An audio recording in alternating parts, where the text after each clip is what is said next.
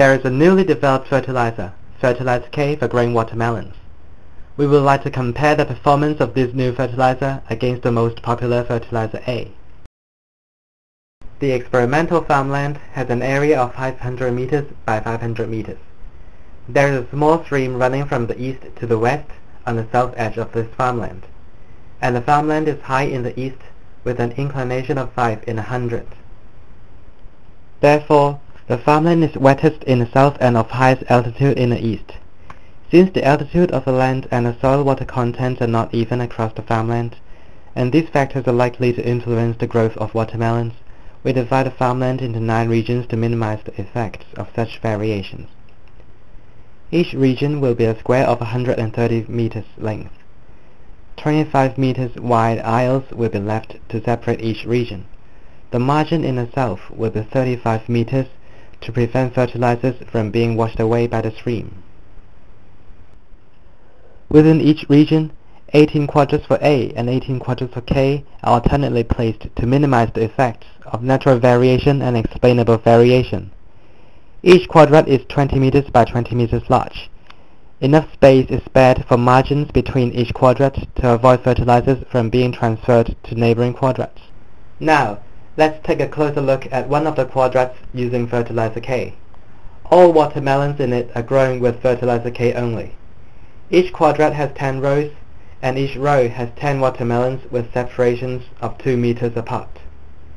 Each row is also 2 meters apart, with sprinklers in between. Irrigation frequency and water flow are kept constant throughout the study. So to summarize the setup, there are 9 regions in the farmland, each region containing 18 quadrants of A and K each, and in each quadrant we have 100 watermelons. We randomly sample 10% of them for measurement. Only fully mature and healthy watermelons will be measured.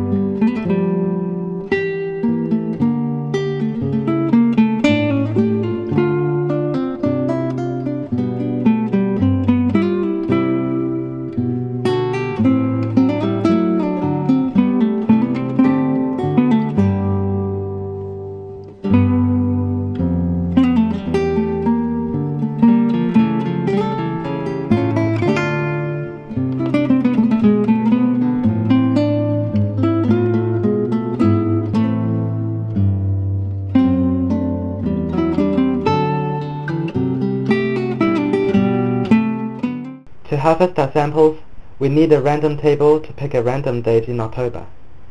Moreover, to ensure watermelons grown in all levels of soil condition are obtained for the study, random samples of the same size will be drawn from each of the 9 regions. Suppose the optimal sample size suggested by our pilot test is 15A and 15K from each of the 9 regions. Then, from each region, we will randomly pick 15 quadrant A's and 15 quadrant K's. For each quadrant picked, we will randomly draw 10 watermelons for the measurements, and the mean for the 10 watermelons will be considered. The mean values for the 15 quadrant A's and 15 quadrant K's will be used to find the mean of the mean for the 2 fertilizers in that particular region. In this way, the mean for watermelons grown with A and the mean for those grown with K will be found for all the 9 regions, and hypothesis testing will be conducted for each region, and also the average of all of the 9 regions.